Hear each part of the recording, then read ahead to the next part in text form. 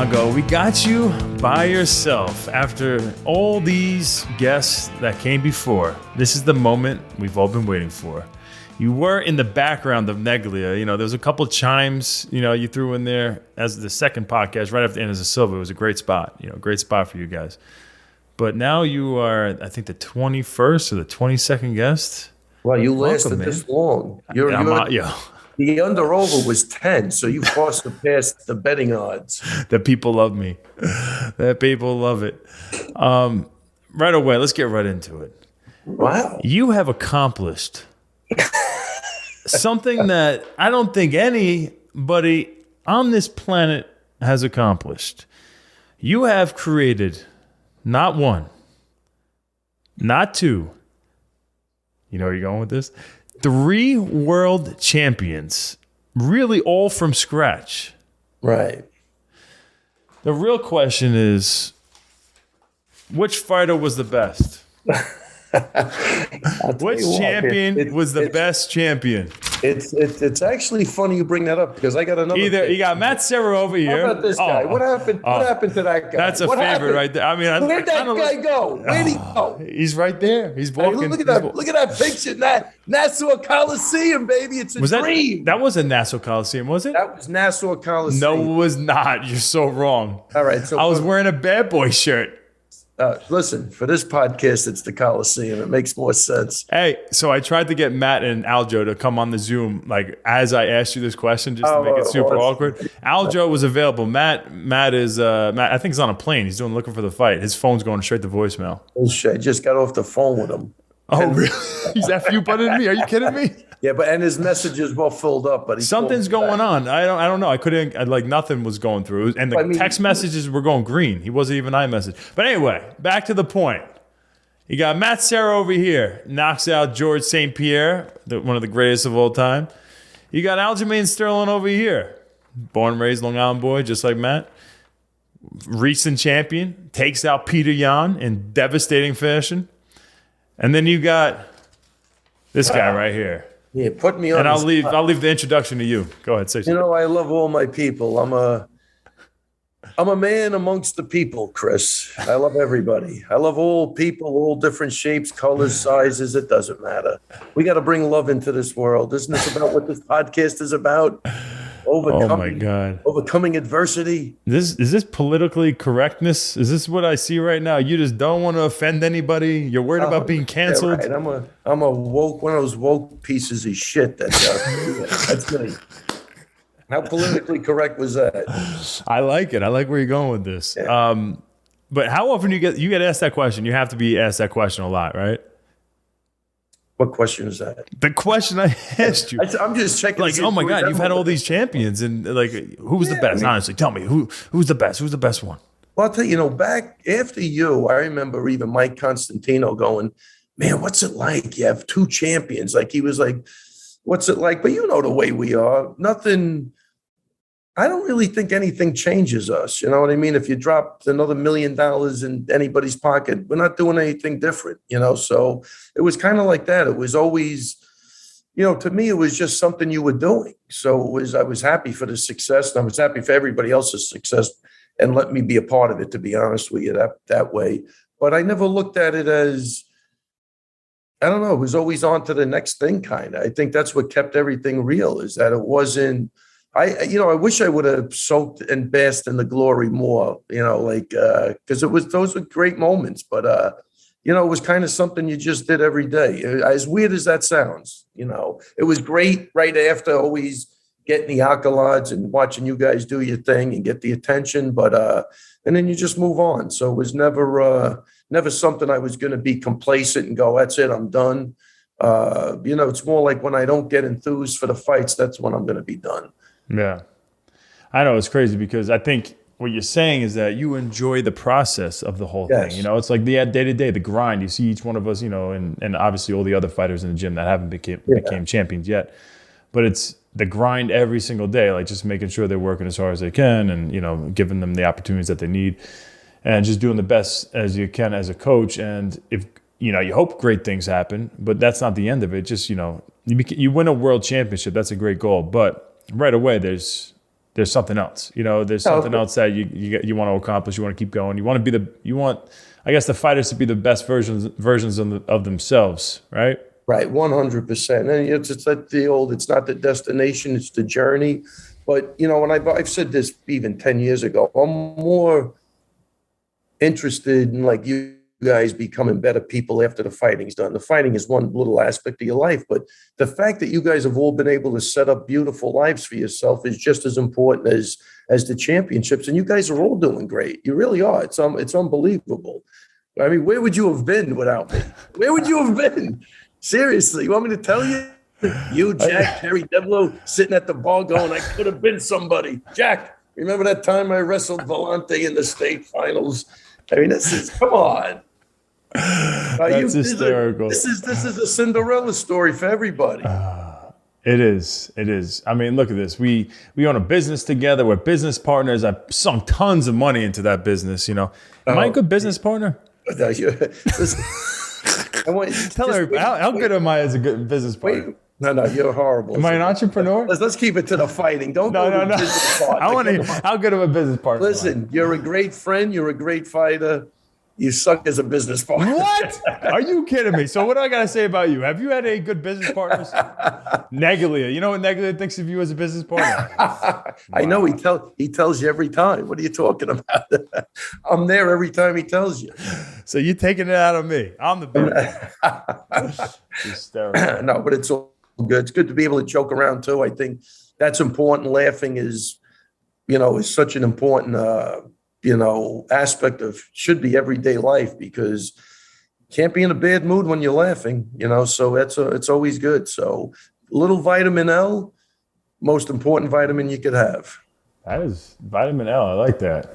No, I never heard of that vitamin, but that is L. It's on the I think it's on the periodic tables. You remember that? I got W down, tungsten. That's it, because of my last name. Yeah, you don't know about W on the periodic table. What was I going to say? The next question. Who is the hardest worker in the history of you being a coach? Out of everybody you've seen in the room, I feel like every fighter says in interviews, and you have to sit back and just watch it go down, and you stay quiet, but you see everybody in the gym every single day. So you hear me probably say, I'm the hardest worker in the room. You see Al say, I'm the hardest worker in the room. You see Marab say, I'm the hardest worker in the room. You see Matt say, I'm the hardest worker in the room. You see Aljamain say, I'm the hardest worker in the room. And you go down the list. Who truly is, in your opinion? I'll tell you what, I'll be honest with you. When you were working, you were the hardest worker in the room. Really? Look, and even Steve Lee, Pumi, they always say when they first came to the school, they never saw anybody work as hard as you. We just had this discussion maybe a week or two ago. They were so impressed with your work ethic that, it's crazy. But look, we do get injured. Things do happen, and you try to tailor make certain things. Because I remember one fight, like Marivi even saying, how come you didn't do the bungee cords? You always do. Remember we used to do like that. I actually remember her saying that. Yeah, she said it. She was like almost concerned. And I was like, well, he's got injuries. I got to work around it. I can't. It'll make the injury worse, I think. So it was, but when you were on, I don't think anybody did work harder than you, and that's, I'm going to say that's including even Marab, who's just a natural hard worker. So it's almost like he works so consistently hard, you don't even see it. You know what I mean? Like it's almost normal. Freak. It's normal. He's the for machine.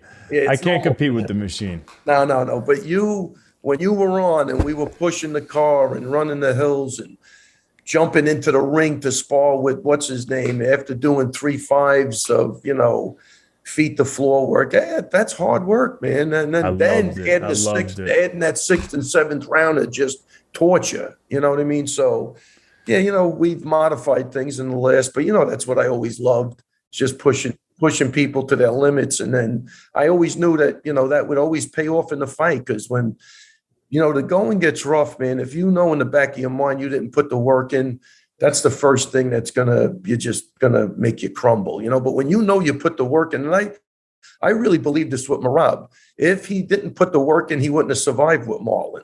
He would have checked out, but he knew he was in fantastic shape. And I believe that's really why he was able to survive and come back. Yeah.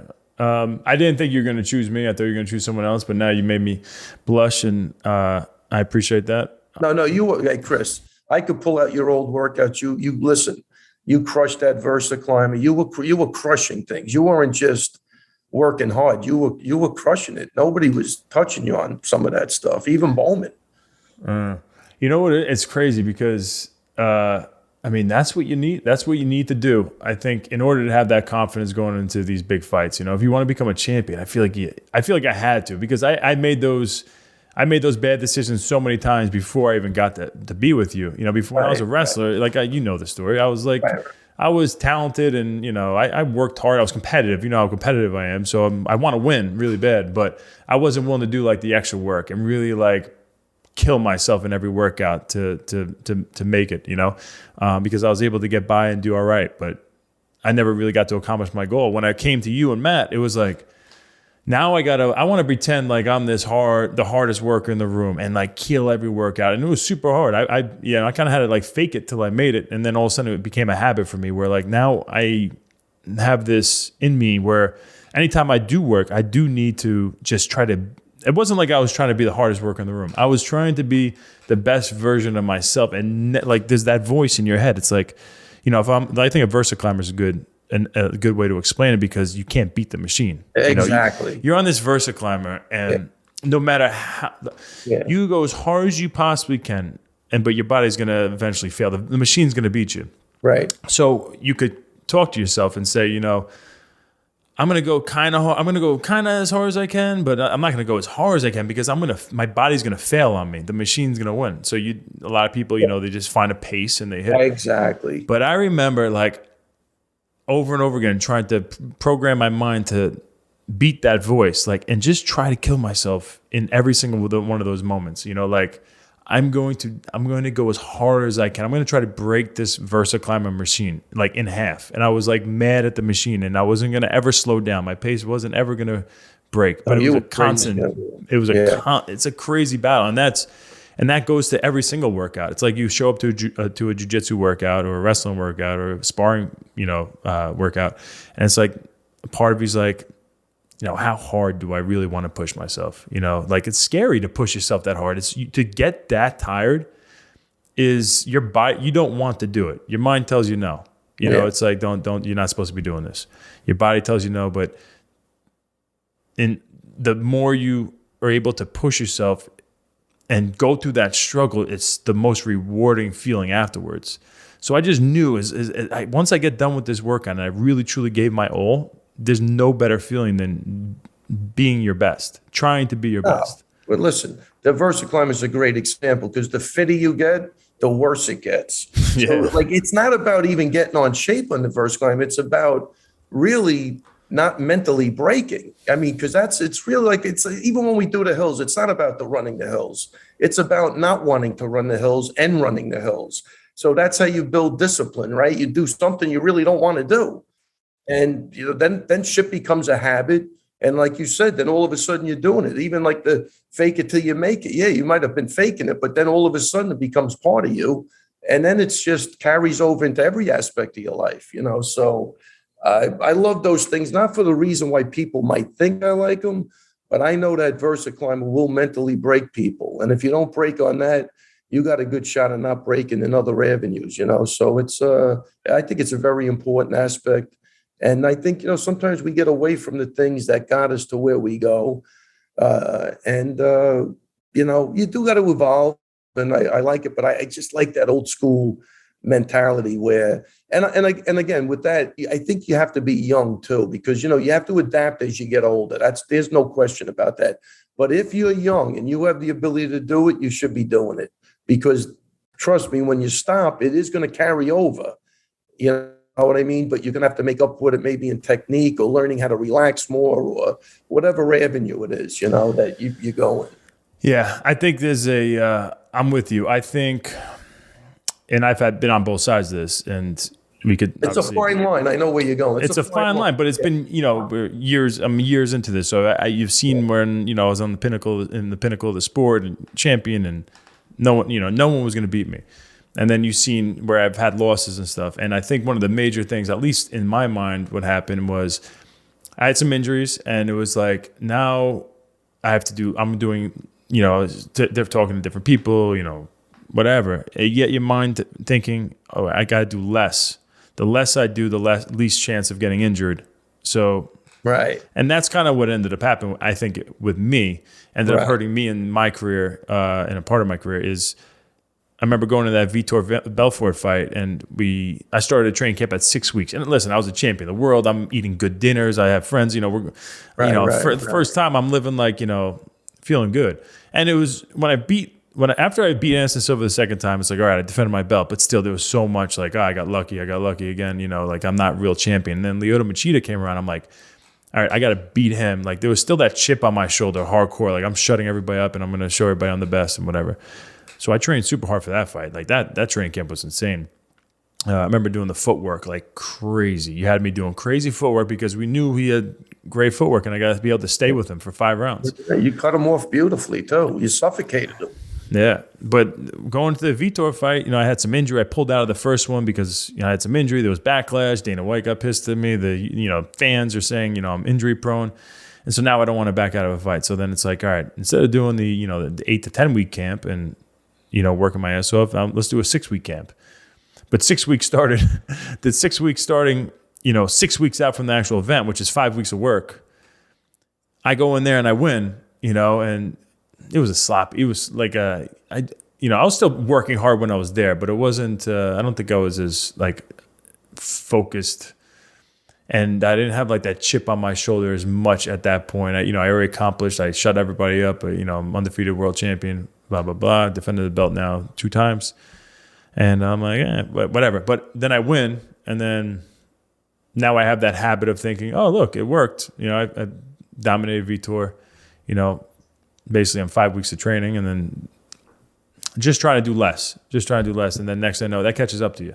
Yeah, and 5 weeks actually is like almost like a short notice fight at this point. Like I know. You haven't been training, you got 5 weeks. So if you're always in the room training, like a Merab, he could take a fight on 2 weeks' notice because he's right there. You know what I mean? And again, going back to even the conditioning, like you could be the most talented guy in the world, right? What's the saying is hard work will always beat talent when talent refuses to work hard, right? So you could be a talented guy, but then you get a guy like Merab who now, after just even all the stuff we talk about, has this aura. The guy's not going to stop. He's jumping into frozen water. He's cutting his head. He's laughing. He's nuts. He's, so when you're standing across, you got to kill this guy. It's a different thing. Yeah. It's a different vibe going in there, and it's only natural. People are humans.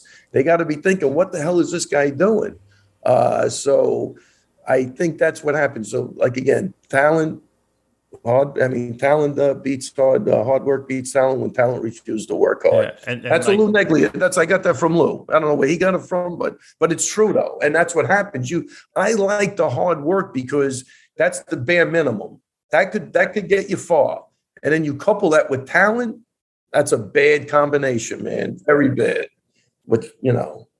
Yeah, and I don't think there's anybody scarier to fight than a guy that is not going to stop. Yeah, right. You know what I mean? You're going to have to kill this guy. You're going to have to knock him out cold. There's no tapping. He's never going to stop moving. He's never going to stop coming after you. There's not one punch or move or takedown or anything that you could do that's going to make this guy stop for 1 second.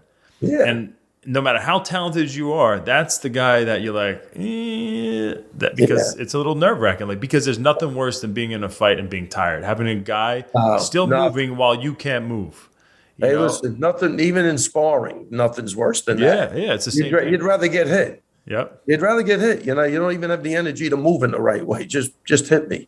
So that's why you got to learn those lessons young, and you really just got to work your ass off. But, and with intelligence, not just crazy work. It's got to be done the right way. But you got to push yourselves past the normal threshold. Else, what are you doing? Yeah. Let's talk about your like come up into martial arts and how you got in the sport to begin with, and how you start coaching fighters. Yeah, this is good because this might apply to the podcast, to what your theme of the podcast is, because I thought about that when you called me. So look, I was teaching martial arts. I'm going to tell you, at the time, out of my mother's garage. It's years ago, and then What year do you think this was? If you had to get, how old were you in what year? I'm going to say 25, 24, maybe. And Mike Ryan walked in. He wanted to learn Jeet Kune Do. He said he boxed in the Navy.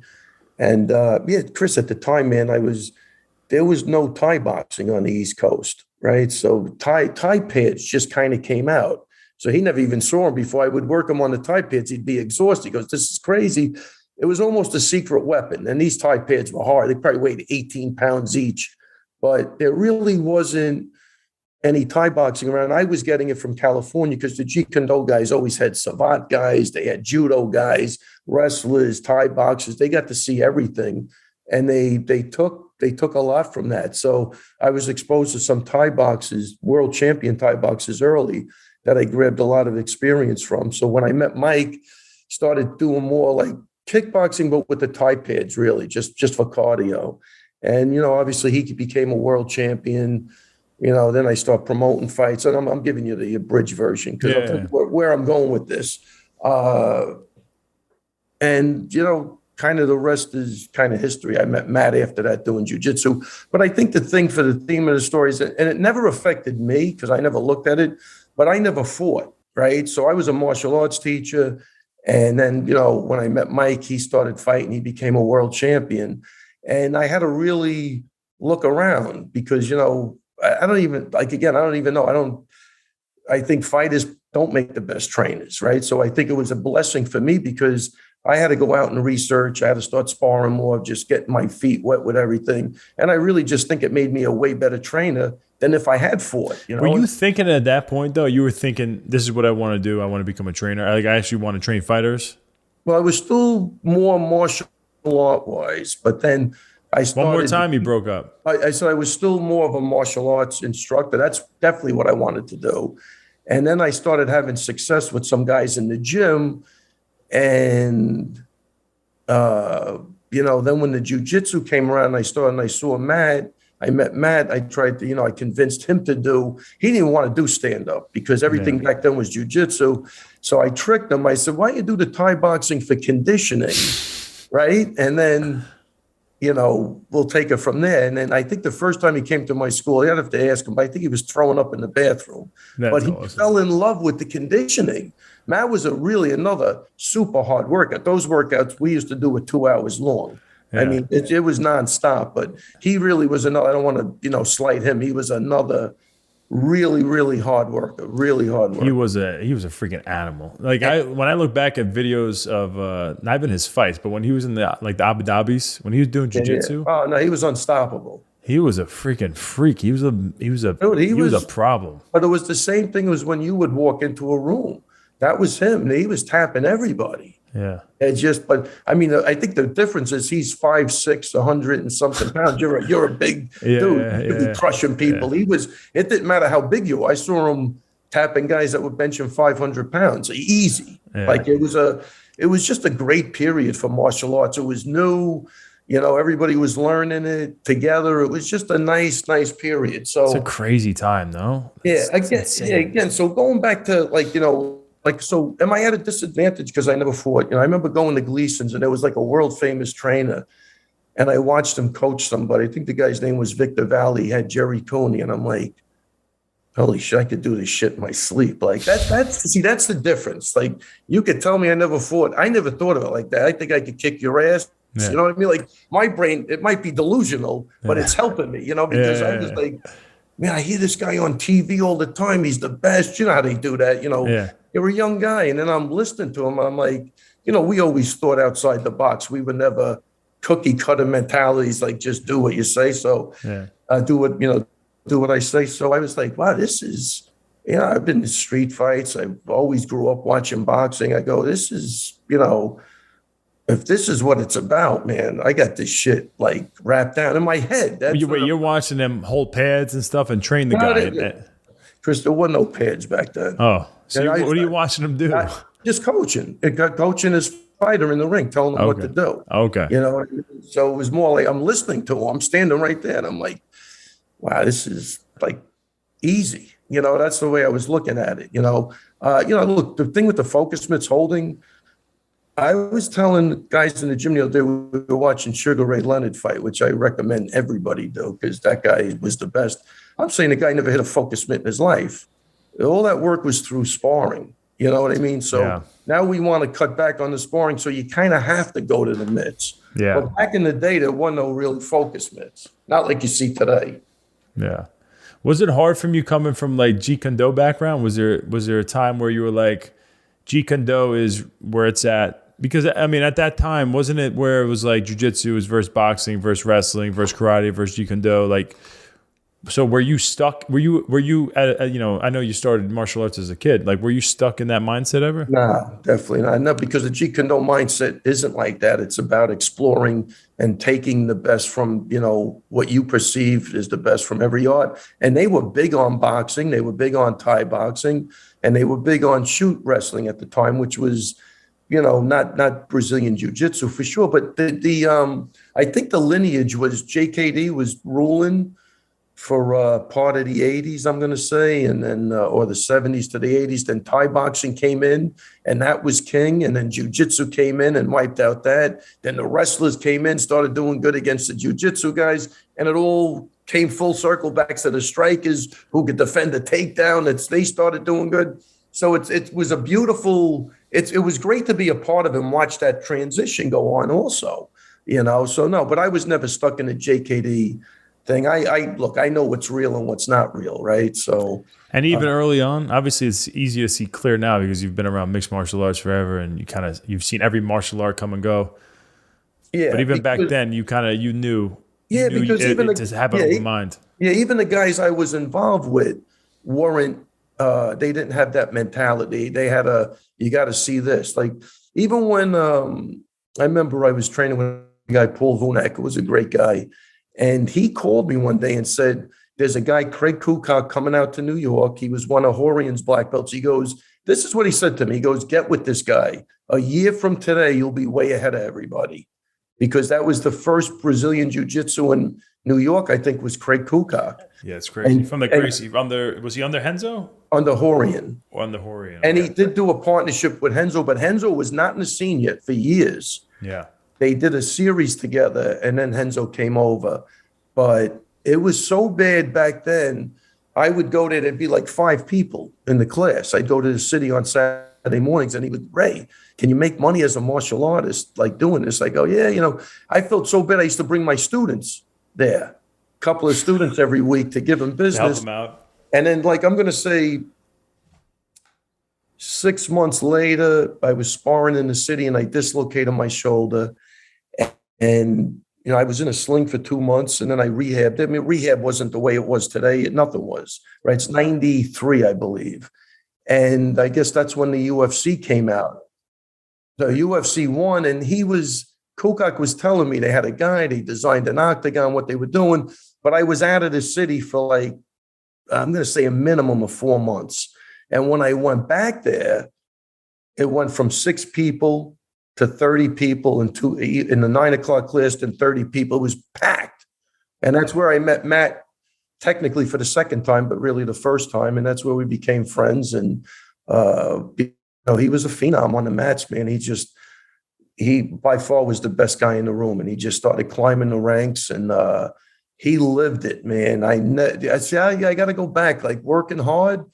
Dude, I'd watch that guy rep 100 arm bars on each side, and then the arm bar, the guy pulls out, go to triangle, omoplata. He would put in, it was 3 hours. I was already had the attention deficit disorder. I couldn't last more than 10 minutes. I'd rep with his fall. I go, let's just start rolling. I can't even, it was killing me. But those guys would rep the shit out of everything. And man, did it pay off. You got to remember, he had 3 brothers and a father who was into it. So when he came back on Saturdays, he could practice with everybody. I came back, I had nobody to practice. He'd be going, he'd be torturing me, are you practicing the moves at least when we get, I couldn't remember them. By the time I got back from the city, it was so new, I forgot everything, but it was a great period of time for everybody. And that's that's how that's. I don't know. I don't hope I'm not spacing out, but I think I'm trying to give you some lineage. No, it's good. Were you doing the VHS tapes and stuff from? Oh yeah, the 100%. Gracie tapes and stuff. 100%. And you were learning a lot from that, like, and trying to work on that with like your Yeah, students. listen, I'm not the best example for this, right? Because Matt would go, this is what he would, are you watching the tapes at least? We'd get to, so I put together something every Thursday night. He'd run a class at my school just for a couple of people, the guys that were going to the city. And that's, dude, are you practicing? Like, I was married. I just got married. I was like 36, which is got to be like 46 today. You know what I mean? Like, back then I was 36 wasn't 36. That's crazy. Today. What are you doing? Not married yet, right? I mean, I'm starting out with, I'm already 36, so it was, whatever. I had a lot of fun with it, but it was for the young guys, I think. And then I just focused on the striking as best I could. And, he was the ground guy. That's what we did. And you guys never decided to partner up and have your schools together. No. And what the happened reason there? being is because I was already 35 and I saw what could happen when people partner up in business. They're not friends. And we made the decision to, not do that because the friendship was going to be more important. And it turned out right, because obviously I'm still one of my best friends today, 30 years later.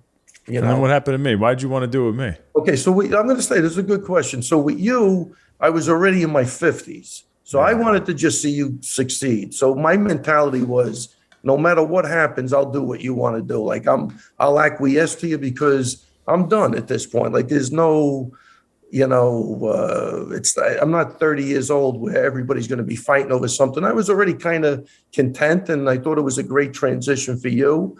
And I thought, we'd do great things together, except you never showed up at the school. That was the but you know what I'm saying? So that was it. I was never going to let it affect the friendship. And although it did get rocky, it does get rocky at times. So even with that mentality, like I'm going in there with a good mentality, it could get tough, right?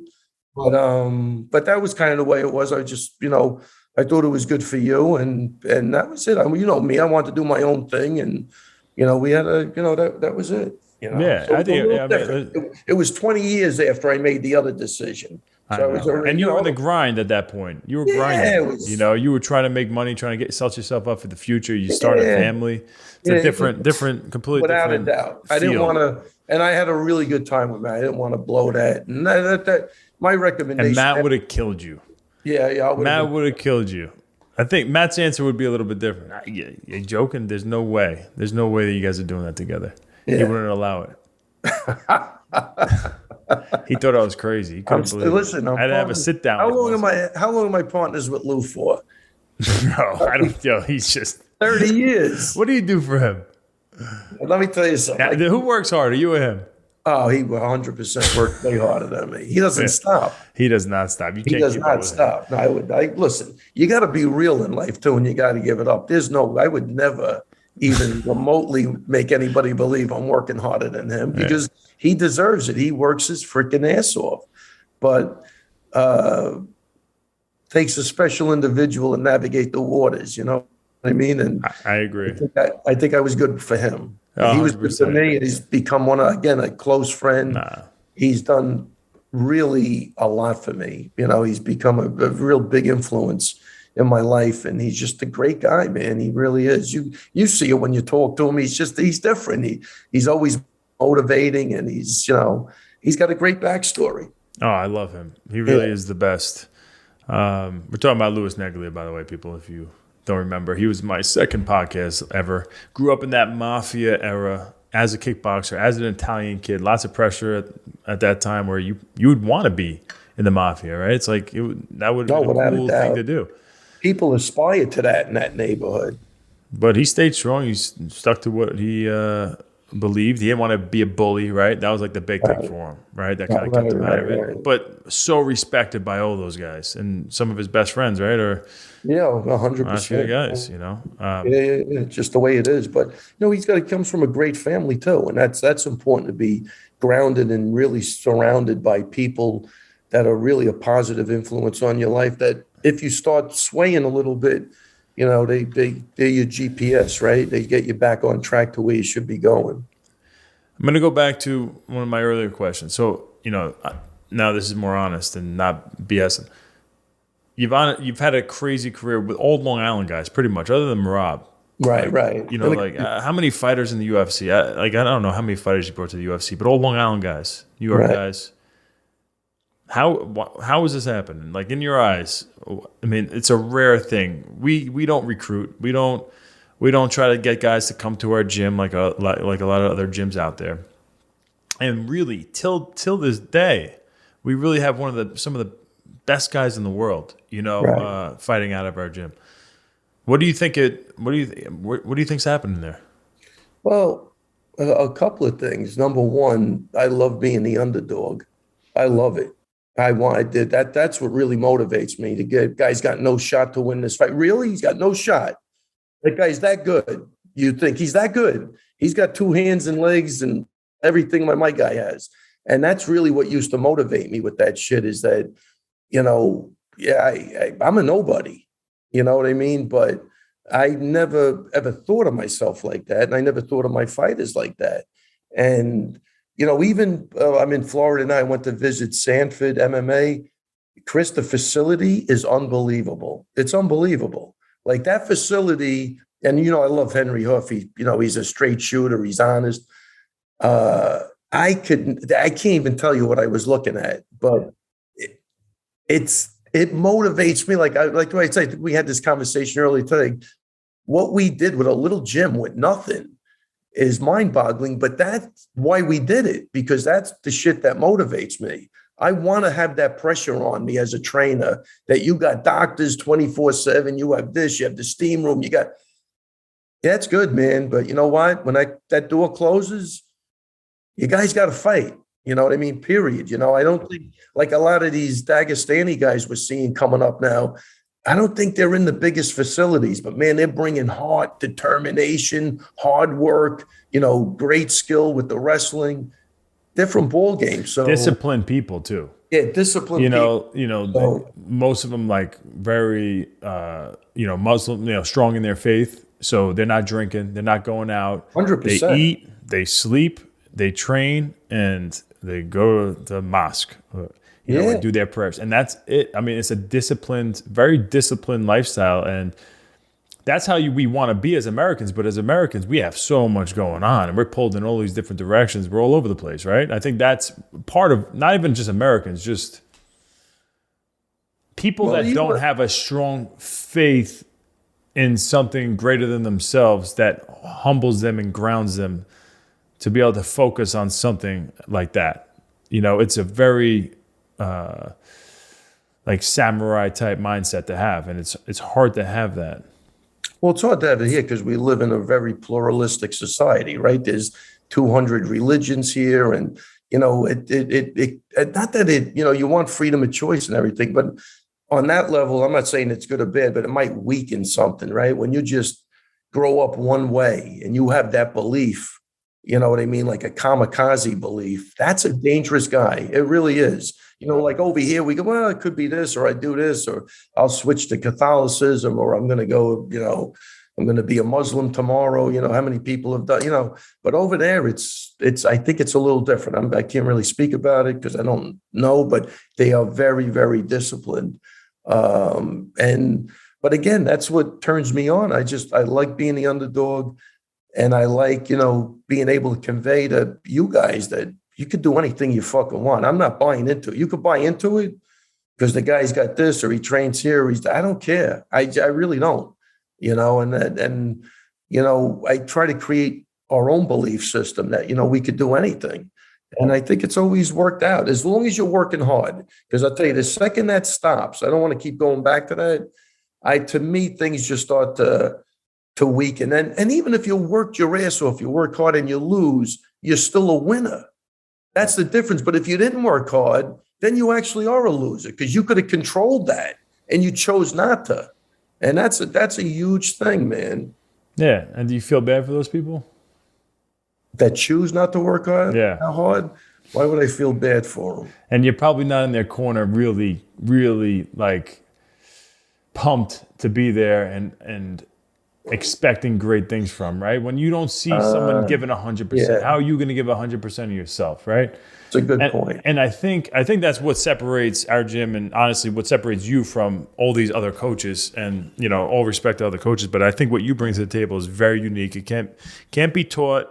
It's something that is just naturally in you. One, you're very smart. You're in the MMA world.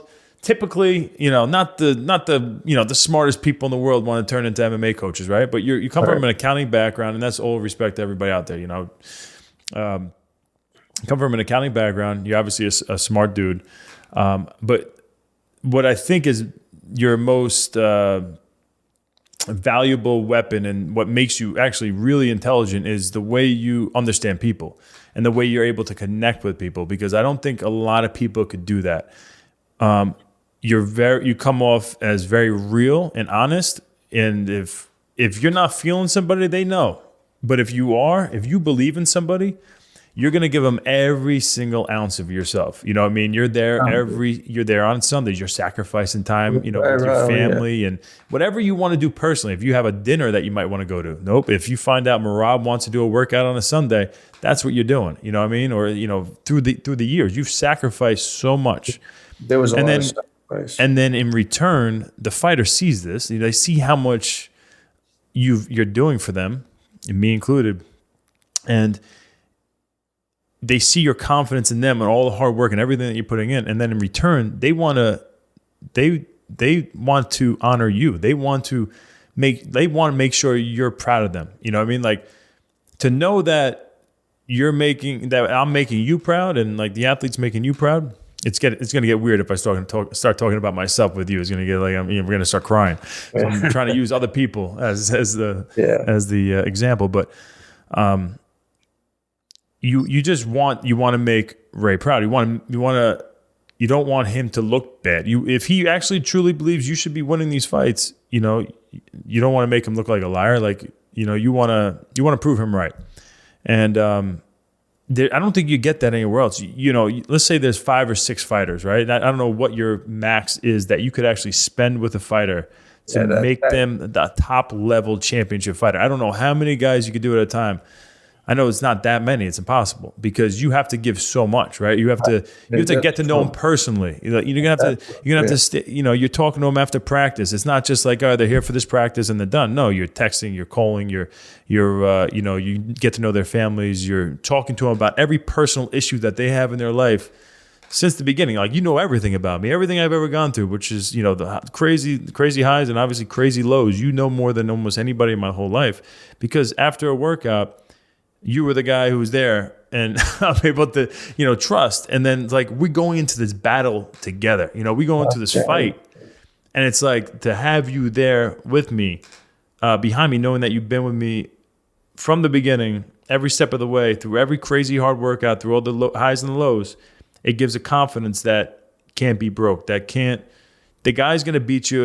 If he does beat you, it's because he was better than you that night. That's it. It's not because you didn't put the work in. It's not because you don't have great coaching and great training.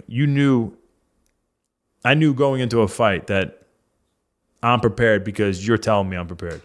And that gives a confidence that is world champion level confidence. You know what I mean? That I'm going to be the world champion because you got you who's there the whole way doing everything you possibly can to make sure that we develop that. Yeah. And you lose, I lose, man. I take those losses hard. I might fake it and I have to be like politically correct, but the losses absolutely fucking kill me. Again, I'm just saying that like between me and you, because, like when I'm out there, you still, you can't act like a complete idiot. But I look back, like again, the sacrifices were crazy. That's the only thing I could have screwed up, is I took too much time away from my family, but I still think I balanced it. And, I had Vilma, she was unbelievable with the kids. And, I think it's almost lucky I had 2 girls because they weren't playing sports. I didn't have to go to the games and stuff. So everything works out for a reason, but I think I pulled it off. But that, if there was an area with the sacrifices, like you said, look at it. One night, come on, before the Sakara fight, we couldn't train because you had Cassidy, I think. And I brought my daughter Danielle down to watch She's watching Cassidy at 10 o'clock on a Sunday night while you're pushing the car in front of the building. I mean, you can't make this shit up though. But you know what I'm saying? Like, we would do anything to get that training session in. It wasn't like, nah, I'm tired, I'm doing this. No, we're doing it. We have to do it. We have to win. And I felt that was a very important part. And plus all the other connections you make, you know. Yeah. So, and that's why, like, these other gyms, these super gyms, you know, they got the hyperbaric chambers, they got the saunas, they're, you know, mat space for days, tons of training partners, everything's in there, everything you possibly want, chiropractors, orthopedists. They got everything you could ever want if you had to, like, you know, plug in exactly what you would want in a gym. But what they don't have is a guy like you know, a team, you know, and Matt, you know, we're, you know, this is your day on the podcast, but obviously we all know Matt's a big part of it as well. But without him, I'm not here. So that I want to make that perfect. Yeah, of course. Yeah. Oh. I don't even know where I was going now. CJ, close the door now. Jeez. What was I just even saying? I'm one more might be worse than you. I'm over here complimenting the hell out of you. You can't stop thinking about it. I'm just happy you didn't make fun of me today. Well, you know, it's funny. Let's get to that. Bro, I was talking to get roasted today. I'm done. I'm done with being nice to you. Forget about it. I love you to death, but now here comes the next episode. Here it comes. Bro, first of all, you love me so much. You really care about when guys lose. How about when I break my leg in half? My bones come shattering through my calf muscles into out through the skin. I'm bleeding everywhere. I'm screaming for my wife's name. I'm screaming my wife's name at the top of my lungs, and you're just nowhere to be found. I didn't see you for 6 months. 6 months later, Dana said you took it like a champ. You didn't even say anything. You didn't even want to come to the hospital with me. You telling Tom Lane to go to the hospital with me.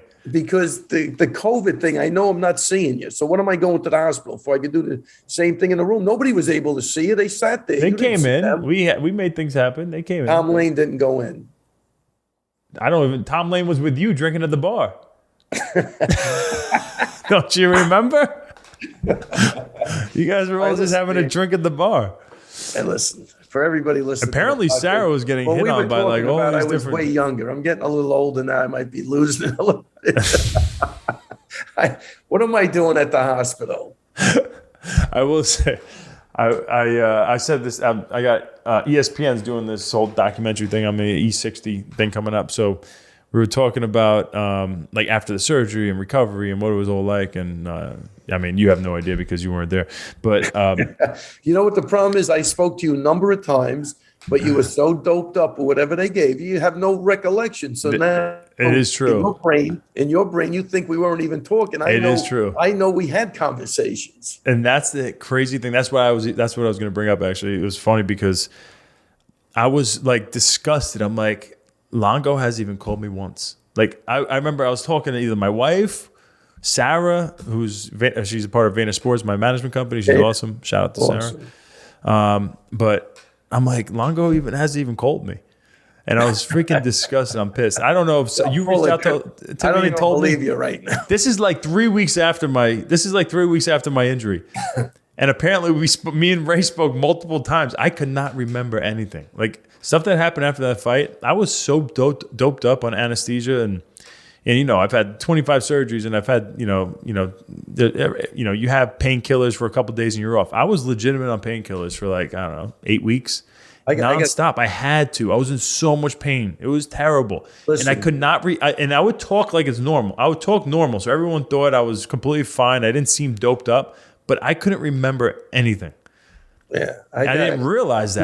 You know what's scary is that those were some of the best conversations we ever had.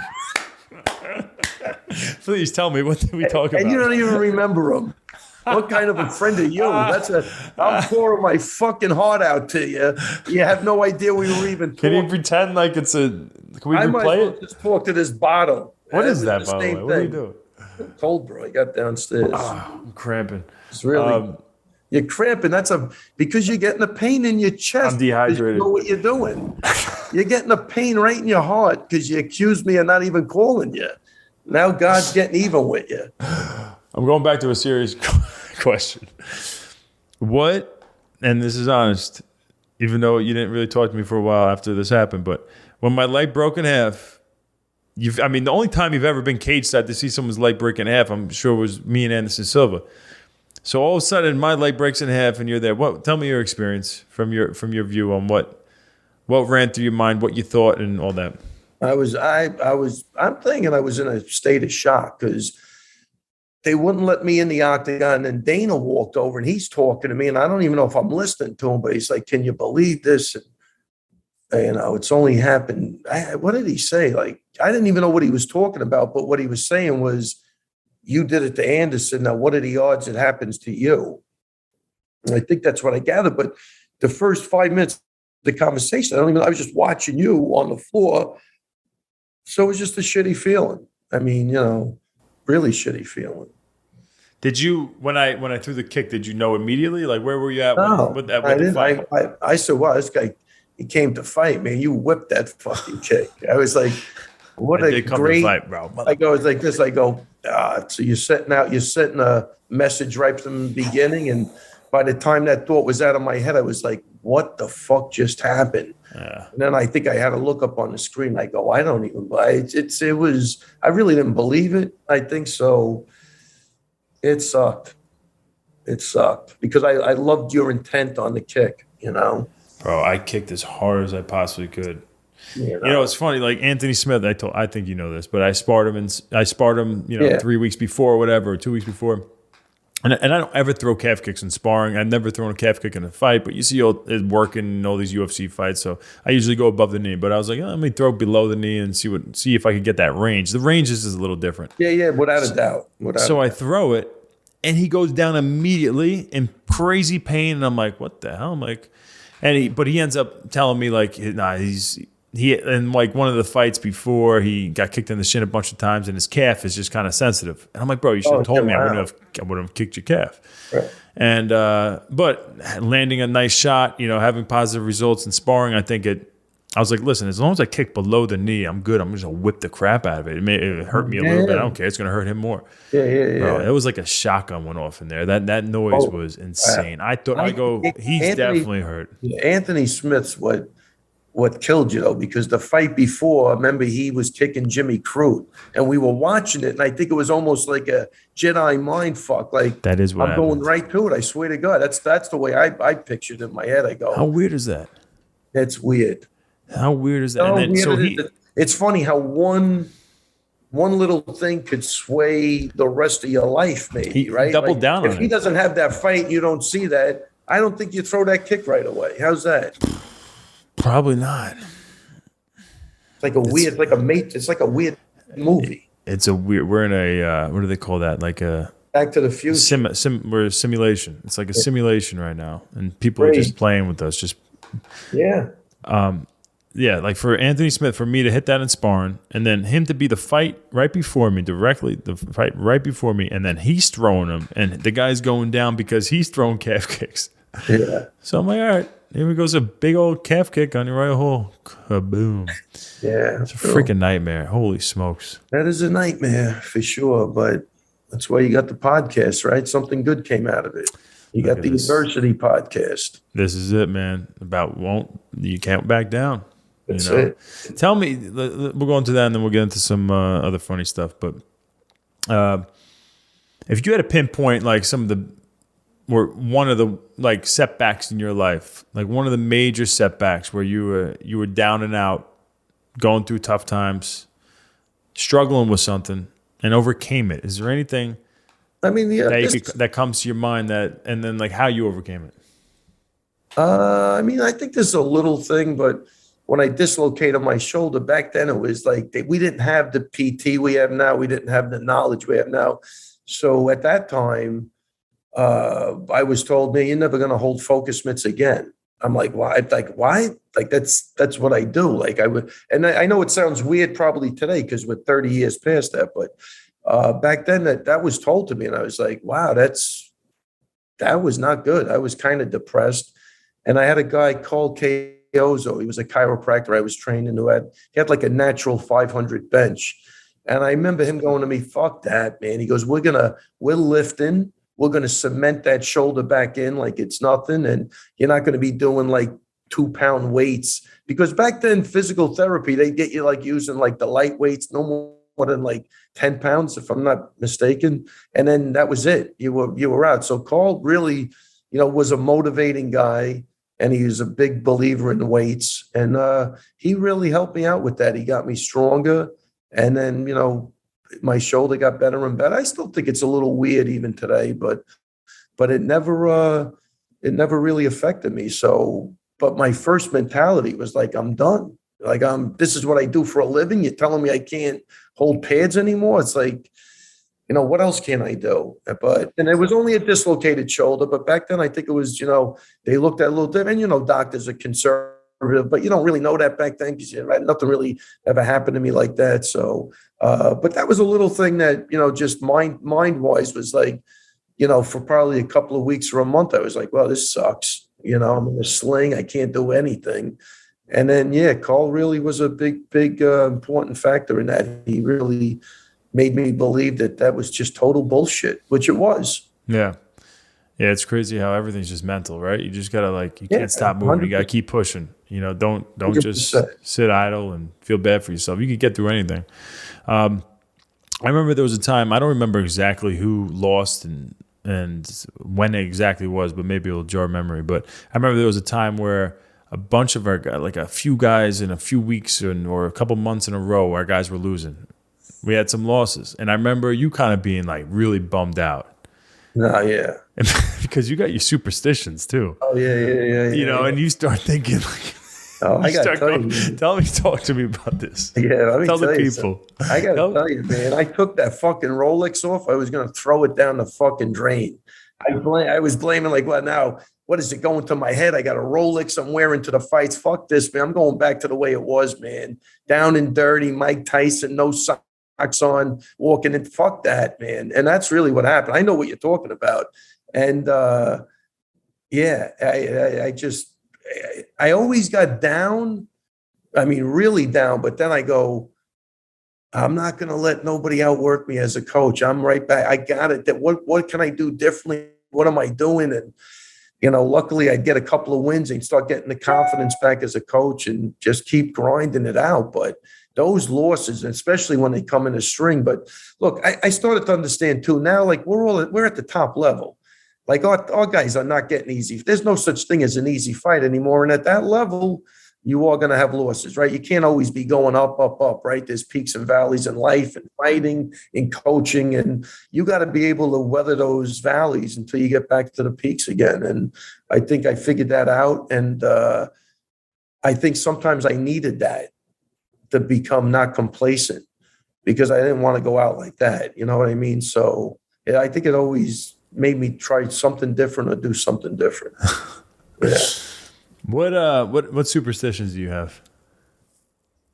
Yeah, I got a lot. It's nothing to cripple me, but I'll always take my dad's dog. He has I guess dog tags from the Navy. I make sure that's in my pocket, so he's with me all the time. Are you kidding? I never knew that. Yeah. I got a nice. Really. He's always in your pocket for the fights. He needs to be in your pocket. Yeah. And you never lost that over all these years? Yeah. Well, then somebody loses, so I take it out of my pocket. Did you have it in your pocket? I do my own thing. Fights? I don't tell anybody about it. I just got my own shit going I know. on. That's what I'm trying to bring into. I want to bring this out right now. Come on. Welcome to the Won't Back Down podcast. Let it loose. Yeah. So things like that for sure.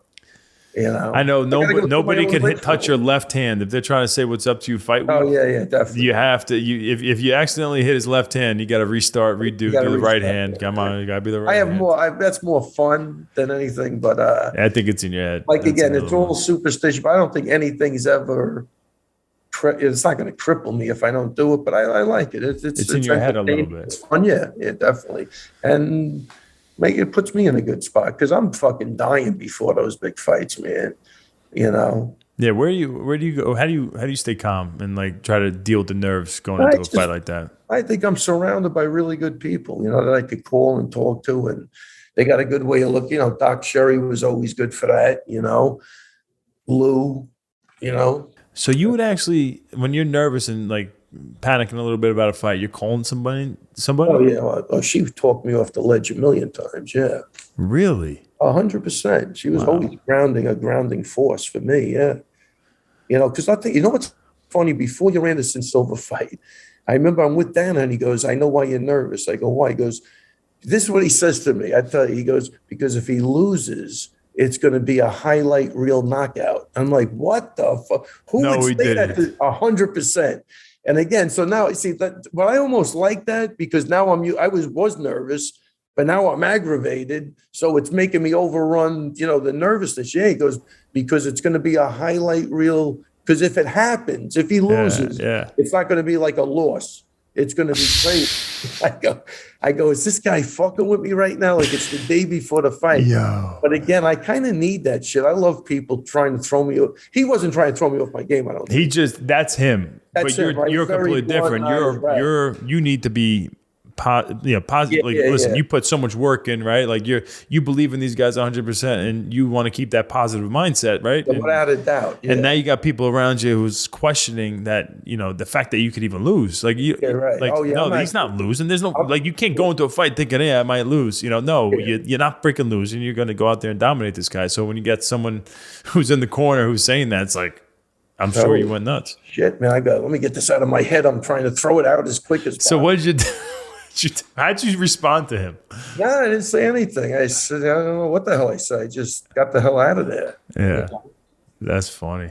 But that was like, holy shit, man. No, that's not what I'm thinking about. I just want the guy to do good and perform to his best. I'm just worried. I want you to see you do good. It had nothing to do with getting a highlight reel, seeing you, What was what fight do you feel like was the most stressful fight for you? If you had to pinpoint a few, maybe one or two, three, whatever, or if there's one that really sticks out, like this is really like you're dying over there going into a fight. Oh, stressful? Yeah. Man, those championship fights are stressful, man. Yeah. Matt.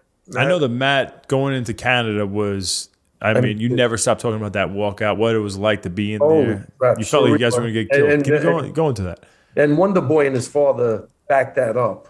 I know. That was the rematch, right? Was just, they had to take us underneath. They had 900 riot-controlled police outside. I mean, I'd go to a restaurant, they wouldn't even serve me. Like, they make you wait an hour because, I'd have the school jacket on. Everybody knew everything. Montreal was different. Man, Matt was getting death threats. They had to put him in a room. Nobody knew what room he was in. No. He saw nobody before that fight because nobody knew where the fuck he was. And people would call me trying to get up there, not happening. So that was the championship fights were stressful. That was it. I know, like when guys are injured going into fights, I know that kills you. That ball. That's. Or if you think, I know you panic about weight cuts because you don't have control over that. Yeah, well, I always said that. Look, like the way you look at 195, if you could look like that at 185, nobody's beating you. But that 10 pounds is a huge difference. And there were times when you didn't rehydrate up to where you thought, and it's a mind fuck. You start screwing yourself up, man. That's, and then people look at you and they go, holy crap, he doesn't look good. He's just, it's everything. You got to stay away from everything if you can. But the weight cut thing was always, it's not can he make the weight, it's can he perform at his best at the weight, really. And that's really the trick. Because when I see you guys 10 or 15 pounds above your weight limit, you guys, everybody's fucking phenomenal. Yeah. So you got to get that weight thing down. And it's so scientific today that it's better and better, I believe. Guys like Tony Ricci. Yeah, Ricci. Out where you're at right now. They're doing great things at the Nova Southeast and the Sports Science Lab, Nova Sports Science. I think UFC with the weight cut thing has just done it so well where they started taking control over the fighters' weight cuts and helping fighters with food and rehydration schedules. And they weren't like closed-minded thinking that they had the best way. They went out and found like the best nutritionists and strength and conditioning coaches, brought them in, had conferences, and they kind of worked out like, looked at studies and whatever evidence that, coaches have had over the years working with athletes and brought them all in and brainstormed and figured out what they really believe is the best way to deal with the weight cut. I do think it's amazing how much that's evolved. No, that's crazy compared to, look, back in the day, it was put on a rubber suit, get on the bike in the sauna and just keep riding until you passed out. I seen that even because I could tell you, even when you guys were coming up, Matt, we knew nothing about a weight cut.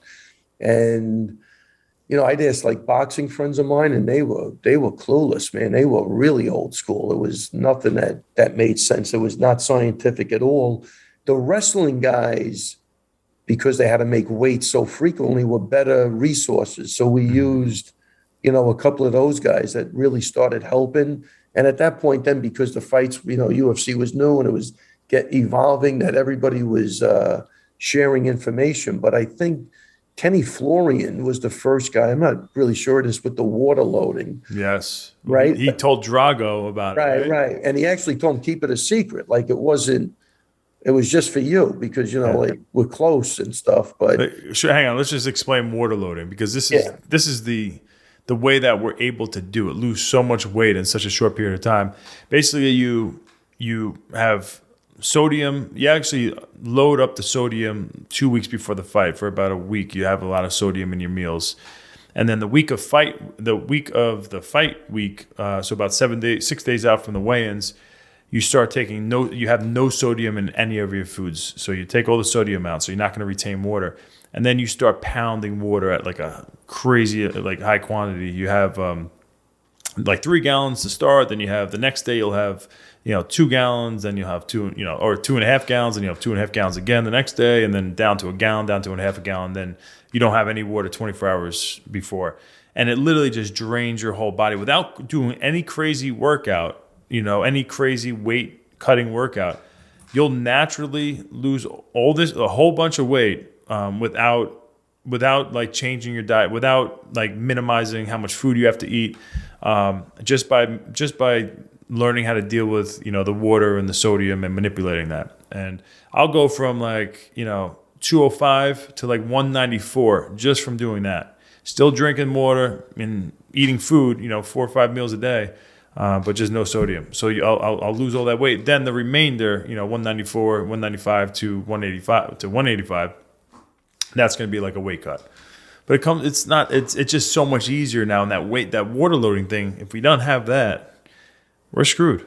Yeah. And that was new as far as not new, but at the time, nobody knew. Yeah. The wrestlers, we didn't do that because we had to weigh in. You had to weigh in and then you wrestle an hour later. So you can't do that. You're too depleted when you do a weight cut with water loading and stuff like that. Yeah. So you had to just kind of like starve yourself a little bit with wrestling. We didn't do it the right way. I think wrestlers are known to be good weight cutters just because you're tough and there's pride in not making weight. Like you're not going to not make weight. It's just like instilled with us, and you make it weight as a lot of guys since they're little kids they're cutting weight and like learning how to make weight. But it's not necessarily like they're doing it scientifically. They're just doing it being tough. Like I'm gonna push through this. But again, it did build a mental toughness that when you went on to fight really transferred over very nicely. Yeah, I agree. The wrestling thing is... Yeah, even as bad as it was, again, it goes back to doing the things you don't want to do, but doing them, right? That's how you build discipline. And I think that's why the wrestlers come in with such a great mindset because it's already been built into them since they were young. Yeah, I think why wrestling sets apart from the other disciplines is because... And this is my opinion. 1, you're doing it from a younger age, usually. 2, you have usually a coach who's yelling at you and telling you what to do and staying on you. And it's not about money. It's not like you're going to a jiu-jitsu school and they want to keep you in that school because they're making money off you. Wrestling coaches aren't even getting paid. You're going to a junior high or elementary school wrestling. They're not getting paid money. They don't care. If you're not working hard, you're out. Like, get the hell out of here. You're wasting my time. And that's the beauty of that. And that's slowly because business is now caught up in wrestling world too, and it's kind of changing a little bit. But that's That's what made wrestlers so tough. You have all these individual competitions, for years and years and years. You learn how to win, you learn how to lose, you learn how to prepare, you learn how to weight cut, and you have someone who is not going to, deal with your BS. If you're being a dirtbag, you're out. You're not a part of you're done. You're not a part of the team. Yeah. And so I think it just creates like this militaristic mindset that you understand how to train, you understand like how to be tough, and you understand how to win and lose, you understand how to prepare for a competition, and then you compare that to some of these other martial arts. It's not like the other martial arts suck. I just think it's the way it's been set out for the guys. There's a big difference in the qualities you build in wrestling as the qualities you build in boxing or kickboxing. If it wasn't for you, I would have never looked at wrestling, and even like Keith would always talk about, the wrestling. So I became a real fan and a student of it really because of you. Before you, I never really gave a shit too much. We'd bring in guys that were using good high school wrestlers, right? That was it, but when you came in, you took it to 100% another level. But the qualities that I watched, even the young kids training in the school 24/7, 365 days a year, you got to get good, man. Something good has to come of that. It's just the program it's built into the program that it doesn't have to be fighting. It could just doing your schoolwork or being a better person. I think it's great. I mean, what I've seen, and I wasn't in tune with it before you, but now I am. And those qualities you're not beating right now. For a kid to walk into a wrestling room as a young kid, everyone as a guy, as a boy, you think you have some type of pride in being tough, and you think you could handle yourself if it really came down to it. But you step into this wrestling mat, you got your mom and dad there, or you're just your dad, or whatever, whoever's there. People that think their son is probably tough too. Right. And all of a sudden they watch their son get thrown around by a kid his own size, his own age, and it's like the wrestler is embarrassed. The dad could get embarrassed. He could put extra pressure on his son. Oh my God.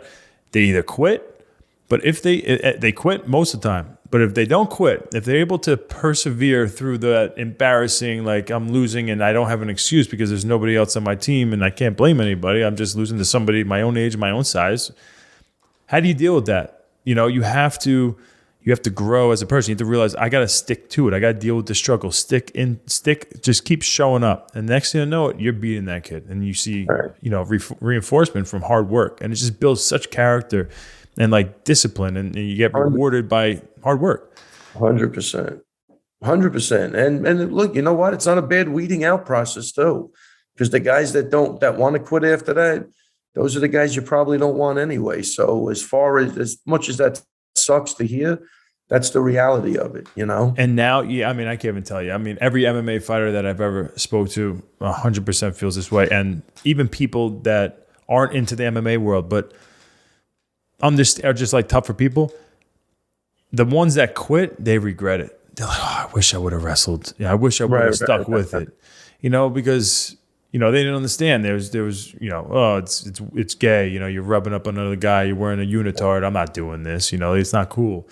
That was a big stigma with wrestling. I feel like MMA has really helped with realizing that, like, these wrestlers who are grinding every single day, they're not. You don't have people in the stands like basketball teams and stuff like that. But now with MMA, it's like, wow, those guys that are working hard every single day and running down the streets and have this weird cauliflower ear and kind of weird. These guys are freaking tough. These guys are animals. You don't want to mess with those guys. It's a great program. It really is. Like, it's a great program. Yeah. I know you're a big Dan Gable guy, right? I like Dan Gable, yeah. He's a freaking... Who wouldn't like Dan Gable? I don't know. I don't know what Keith Rogers thinks. Don't you say a bad word about that. All right. We are experiencing some technical difficulties with your internet connection. Hang on. I got 5 bars, but I got to go out to dinner. I got a busy life.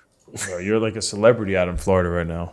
Big celebrity. Hey, well, listen, I appreciate you coming on. This was awesome. Do you have anything you want to plug, like the John Anik and Florian and the Ray Longo Minute? Yeah, Yeah, extra rounds with TJ DeSantis. I'll be doing that tomorrow night. The Anik and Florian podcast. Hang on, what's the date? What's the day that you do it? Just because we're not going to air this. Tomorrow, oh yeah, it doesn't matter. Thursday at 8 p.m. I'm doing it. But Anik and Florian every Monday morning. I think the show comes out Monday night. Those guys are the best. I'm having a great time with those guys, and it's a great platform. And that's it, man. Really, I appreciate the nice words.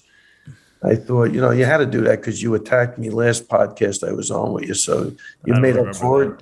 The score was cleared. I don't know. Must have been doped up. Or my memory's shot. I don't know. But anyway, thanks, buddy. It's crazy how I'm proud that you're doing all these different things because you got potential as an actor, you got potential as a stuntman, you got potential in the podcast world. I mean, you started off with the Ray Longo Minute on the Anik and Florian show, and I'm pretty sure you stole the show.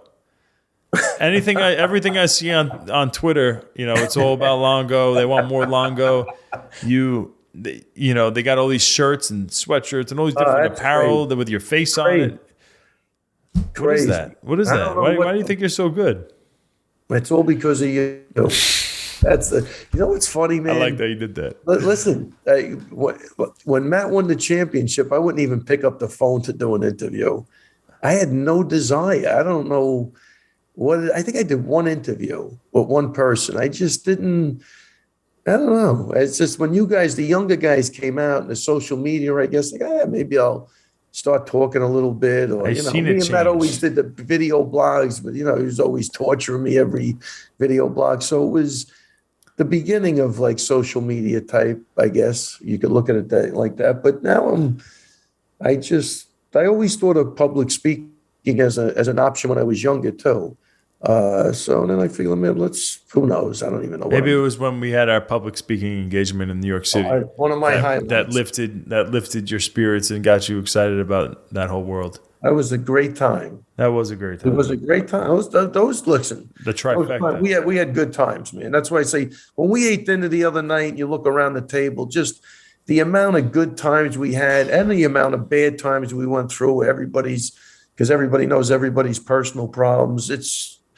That's what it's all about. Now, that's why I said, you guys, all of you guys, man, it's a 14-year run. This is insane, so you're still going and, Volante got out, but it's been a crazy run, but it is the end of an era, which is kind of sad, man, when the first day you guys walked through the door. I'm not done yet. No, I know. I'm just saying, but it's still a crazy run. You know what I mean? It really is. It really is, man. Yeah, like the love I have for everybody at that table is just so deep. It really is. Like that the times and the moments that you share with each one of these guys, and again, like all the personal issues that everybody's gone through at that table. And we're talking about the table that was filled with me, you, Matt Serra, Aljamain, Al. Volante, Keith Trimble, and John Amato. John Amato. Thank you. Crazy times, man. Well, I love you, buddy. I'm happy for all your success. It's crazy. I'm so glad I was able to do this for you. And enjoy dinner. Tell Richie and everybody I say what's up. To say I love you too, and I was just about to say I love you too, and then you hit me with that bomb. Thanks for watching today's episode. If you enjoyed it, please let us know in the comments below.